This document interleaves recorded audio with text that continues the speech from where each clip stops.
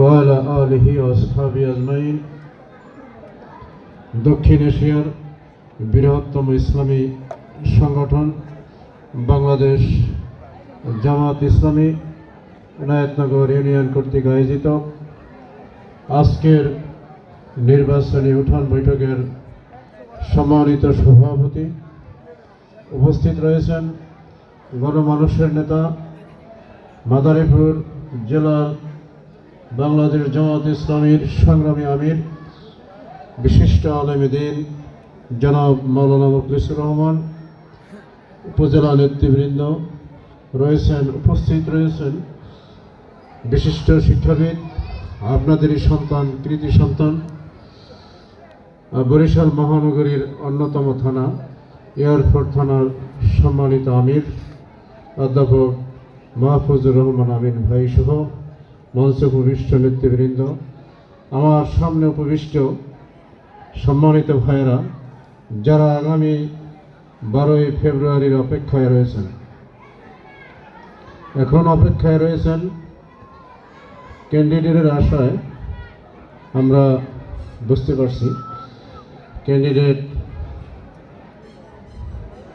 আসবেন, তো আমরা অনেকক্ষণ যাবৎ আপনারা এখানে আলোচনা শুনছেন।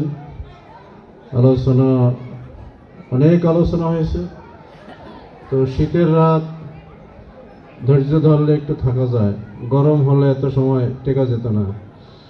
যেহেতু এখন সারা বাংলাদেশটাই কি এয়ার কন্ডিশন, তাই না? গোটা বাংলাদেশটা এয়ার কন্ডিশন আল্লাহ সুবহানাহু ওয়া তাআলা আমাদের জন্য ব্যবস্থা করেছেন। যাই হোক, সম্মানিত উপস্থিতি, আজকে যে উদ্দেশ্যে আয়োজন আমরা সবাই ভালো করে বুঝতে পেরেছি। এখানে মুরব্বী সহ 70-75 বছর বয়স্ক মুরব্বিয়ান রয়েছে, তাদের থেকে শুরু করে কিশোর রয়েছে, যুবক রয়েছে, সর্বস্তরের লোকজন এ মঞ্চে রয়েছেন, এ অনুষ্ঠান রয়েছেন। আমরা মূলত আগামী 12 তারিখের জন্য যে অধিক আগ্রহে তাকিয়ে আছি, বসে আছি, অপেক্ষায় আছি। 12 তারিখে আমরা কি করব? সম্মানিত ভাই সব, আমরা মূলত এখানে যারা বয়স্ক মুরব্বী আছেন তারা 71 দেখেছেন, স্বাধীনতার যুদ্ধ দেখেছেন, আর আমরা 24-এর আরেকটি স্বাধীনতা দেখেছি, যে স্বাধীনতা যুদ্ধে অংশগ্রহণ করেছিলেন আবু সাইদ মুগ্ধরা। মূলত তাদের রক্তের উপর দাঁড়িয়ে আমরা কথা বলছি। আপনাদের দরিশ্বর ফাজিল মাদ্রাসার সামনে এতগুলো লোক নিয়ে যে আমরা কথা বলতেছি, এটা আসলে ওই 5ই আগস্ট পর্যন্ত, আগের দিন পর্যন্ত, 5ই আগস্ট পর্যন্ত সম্ভব ছিল না। আমরা কালকিনির যেখানেই বসতাম বিগত 16 বছর 5ই আগস্টের আগে, আমরা 2জন 3জন 5জন লোক নিয়ে কোথাও বসলেই কালকিনির যেখানেই বসতাম এই শুনতাম পুলিশ আসতেছে। কারণটা কি? কেন? অপরাধ কি ছিল আমাদের? কি অপরাধ ছিল আমাদের? অপরাধ ছিল একটাই, আমরা জামাত ইসলামী করি। জামাত ইসলামীটাই ছিল অপরাধ, শিবির করাটাই ছিল অপরাধ, এবং শিবির এবং জামাতকে হত্যা করা জায়েজ ছিল। তাদেরকে মারলে কিছু হতো না, তাদেরকে হত্যা করলে কিছু হতো না। সম্মানিত ভাই সব, সুতরাং সেই পরিস্থিতি থেকে আল্লাহ সুবহানাহু ওয়া তাআলা আমাদেরকে 5ই আগস্ট উত্তোলন করলেন। আমরা আল্লাহ সুবহানাহু ওয়া তাআলা আমাদেরকে এত সুযোগ দিয়েছেন, আমরা যা আশা করেছি, আমরা কি এত আশা করেছিলাম? করিনি। আমরা সবাই চেয়েছিলাম যে ঠিক একটু মুক্তি চাই, কিন্তু আল্লাহ আমাদের জন্য এত কিছু করে দিলেন এটা আমরা আশা করিনি। আল্লাহ আমাদের আশা থেকে আরো বেশি করেছে। সম্মানিত উপস্থিতি, সুতরাং আল্লাহ আমাদের জন্য এত বড় দুর্যোগ থেকে আমাদেরকে রক্ষা করলেন, সেই আল্লাহকে, যে আল্লাহ আমাদেরকে এই সুযোগগুলো করে দিলেন, এত সুন্দর সুযোগ দিলেন, সেই আল্লাহর শুকরিয়া আমাদের আদায় করতে হবে। আর এই শুকরিয়া আদায়ের একটি পন্থা, একটি পথ, একটি শুকরিয়া আদায়ের একটি পদ্ধতি, একটি পন্থা, একটি কাজ হচ্ছে সামনে 12ই ফেব্রুয়ারি। এই 12ই ফেব্রুয়ারি আমরা আল্লাহ সুবহানাহু ওয়া তাআলা আমাদেরকে যে নির্বিঘ্নে এতগুলো লোক নিয়ে এই দরিরসার মাদ্রাসা মাঠে কথা বলার তৌফিক দান করেছেন, বসার দান করেছেন, এতগুলো লোক নিয়ে কথা বলার সুযোগ দিয়েছেন। আমাদেরকে পুলিশ ধরতে আসে না, বরং পুলিশ কি করে এখন সালাম দেয়, সেলুটও দেয় মাঝে মাঝে। কে করেছে এটা? আল্লাহ করেছে। সুতরাং যে আল্লাহ ইব্রাহিম আলাইহিসসালামের সময় ইব্রাহিম আলাইহিসসালামকে আগুন থেকে মুক্ত করেছিলেন যে আল্লাহ, সে আল্লাহ কি এখনো আছেন না? এভাবে যুগে যুগে যারা নবী এবং রাসূলরা নির্যাতিত হয়েছিলেন তাদেরকে আল্লাহ রক্ষা করেছিলেন, সে আল্লাহ এখনো আছেন। বদরের প্রান্তরে যুদ্ধের সময় যে আল্লাহ ছিলেন সে আল্লাহ কি এখনো আছেন না? উহুদ প্রান্তরের সময় যে আল্লাহ ছিলেন সে আল্লাহ এখনো আছেন। বদর, উহুদ, খন্দক আমরা দেখি নাই, দেখেছি, শুনেছি, কিন্তু আমরা 24-এর রণাঙ্গন দেখেছি, অংশগ্রহণ করতে পারি না, কিন্তু আমরা দেখেছি। অনেকে এখানে যোদ্ধা থাকতে পারেন, জুলাই যোদ্ধা অনেকে আছেন, সম্মানিত ভাই সব। সুতরাং আগামী 24 তারিখের যে সুযোগ আমাদের জন্য আসছে, দেশের চাবি কাদের হাতে?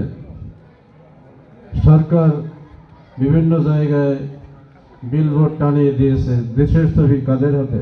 আপনাদের হাতে, তাই না? জনগণের হাতে, আপনাদের হাতে। আপনারা এই দেশকে আগামী 12 তারিখে আপনারা এই দেশ কারা চালাবে, এই ম্যান্ডেট কারা দেবে? আপনারা দেবেন। সুতরাং আমাদের সামনে যারা বসে আছে, আগামী 12 তারিখে ম্যান্ডেটের অধিকারী আপনারা সবাই।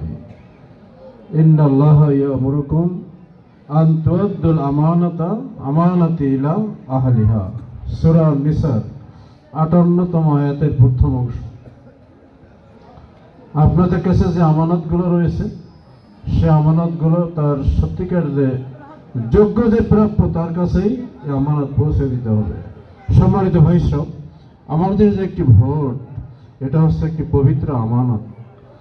এই আমানতটাকে যদি আমরা যথাস্থানে প্রয়োগ করতে পারি, যথাস্থানে রাখতে পারি, তাহলে আল্লাহ শুকরিয়া আদায় করা হবে। আর আমাদের আমানত, এই ভোটকে যদি রাতের আধারে কিছু বিনিময়ে যদি আমরা বিকিয়ে দিই, অথবা কারো রক্তচক্ষুর ভয়ে আমরা এই আমানতকে বেজায়গায় প্রয়োগ করি, যদি আমানতকে আমরা যথাযথ স্থানে রাখতে না পারি, তাহলে আল্লাহর কাছে কঠিন দিনে এর জবাবদিহি করতে হবে। এবং শুধু তাই নয়, এই দুনিয়ার জীবনে, বিগত জীবনে, আমাদের জীবনে যে 16 বছর গিয়েছে, আবার যে কত বছর আসে এটা আমরা বলতে পারছি না। সম্মানিত ভাই সব, সুতরাং এই আমানতকে যথাযথভাবে প্রয়োগের মাধ্যমে আমাদের মহান আল্লাহ আমাদেরকে যে সুযোগ দিয়েছেন, এই সুযোগের শুকরিয়া আদায় করতে হবে। আর আমার ভোট আমি দেব। এই ভোট ছিনতাই করতে যদি কেউ আসে, আমার পবিত্র আমানত, আমার অধিকার, আমার ভোট, এটা যদি কেউ ছিনতাই করতে আসে, তাহলে কি আপনারা আপনার ভোট এমনি দিয়ে দেবেন, ছেড়ে দিবেন, ফেলে আসবেন? আমার আমানতকে আমি যথাস্থানে রাখতে চাই। যদি কোনো ছিনতাইকারী আছে, আমরা ওই ছিনতাইকারীকে যথোপযুক্ত জবাব দিয়ে তাকে ফিরিয়ে দেব। আমার ভোটকে আমি ভোট গণনা পর্যন্ত ফলাফল না নিয়ে আমি ঘরে ফিরব না। সুতরাং আমরা সকল ভোটার, এই ভোটের সকল আমানতদারেরা যদি আমরা ঐক্যবদ্ধ হই, যে যেখানে আছি, আমাদের প্রশাসন লাগে না, আমাদের আমানত যদি আমরা হেফাজতের জন্য আমরা দৃঢ়ভাবে দাঁড়িয়ে যাই, ইস্পাত কঠিন মজবুতি নিয়ে যদি আমরা দাঁড়িয়ে যাই, তাহলে আমাদের ভোট ছিনতাই তো দূরের কথা, কেন্দ্রের ধারে কাছেও ছিনতাইয়ের মনোভাব নিয়ে কেউ আসতে সাহস পাবে না। সম্মানিত উপস্থিতি, আমাদের সে সৎসাহস দিয়ে আমার ভোটকে হেফাজত করার জন্য আমাদেরকে ভোট কেন্দ্রে থাকতে হবে এবং আমার ভোটকে আমি পাহারা দেব, শেষ পর্যন্ত পাহারা দেব। আমাদের মাঝে পিছনে যে নির্বাচনগুলো হয়েছে আমরা দেখেছি, শুনেছি যে এই মাঝে মুখরোচক গল্প আছে, সত্য হতে পারে, যে এক দাদি ভোট দিতে গেছে, ভোট দিতে যায় বলতেছে যে বাবা তোমার দাদা কি এবার ভোট দিতে আসছিল? একটু আগে তো সে ভোট দিয়ে গেল, আমার একটুর জন্য আমার দিকে দেখা হইল না। মানে পরপর বিগত 3 টার্ম সে ভোট দিয়ে গেছে। দাদা তো আরো 15-20 বছর আগে মারা গেছে, কিন্তু দাদা এসে ভোট দিয়ে যায়। মানে ওই মৃত্যু দাদার ভোটটাও হয়ে যায়, আমার ভোটটাও যাওয়ার আগে ভোট হয়ে যায়। বিগত 15 বছর আমরা ভোট দিতে পারি নাই। অনেক বাংলাদেশের 5 কোটি তরুণ ভোটার রয়েছেন, তারা ভোট দিতে পারে না। ওই তরুণ ভোটারেরা এবার ভোট প্রয়োগ করবেন। ওই তরুণ ভোটারদের ভোট প্রয়োগ কোথায় করবেন বলে তো? কোথায় করবেন? আমরা কিভাবে বুঝলাম? আমরা বুঝতে পেরেছি ডাকসু থেকে, আমরা বুঝতে পেরেছি রাকসু থেকে, চাকসু থেকে, জাকসু থেকে। বাংলাদেশের আমাদের সোনার ছেলেরা যারা ওই বিশ্ববিদ্যালয়গুলোতে পড়াশোনা করে, তারা যারা মুরব্বী আছে, মুরব্বীদেরকে আঙ্গুল দিয়ে দেখিয়ে দিয়েছে যে আপনারা সামনে কি করবেন। আমাদের সোনার ছেলেরা দেখিয়ে দিয়েছে। সুতরাং ওই ইউনিভার্সিটির যে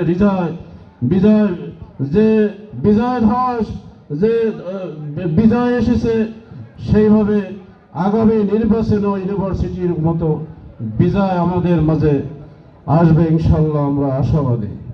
সম্মানিত ভাই সব, সারা দেশে দাঁড়িপাল্লার জোয়ার উঠেছে।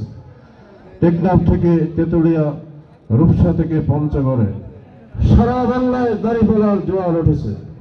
সুতরাং আসুন আমরা সবাই মিলে আগামী 12 তারিখের নির্বাচনে আমাদের মাদারীপুর 3 আসনের জামাত মনোনীত প্রার্থী, 10 দলীয় সমর্থিত প্রার্থী মাওলানা রফিকুল ইসলাম খানকে ভোট দিয়ে দাঁড়িপাল্লা মার্কাকে বিজয়ের মাধ্যমে আমরা মাদারীপুর 3 আসনের ভাগ্য উন্নয়নে আমরা দাঁড়িপাল্লাকে বিজয়ী আসনে প্রতিষ্ঠিত করার জন্য সবাই মিলে এখন থেকে আমাদের পাড়া প্রতিবেশী, আত্মীয় স্বজন, সন্তান সন্ততি সবাইকে 12 তারিখ সকালে উৎসব মুখর পরিবেশে ভোট কেন্দ্রে চলে যায়, এই প্রত্যাশা রেখে আমি আমার কথা শেষ করছি।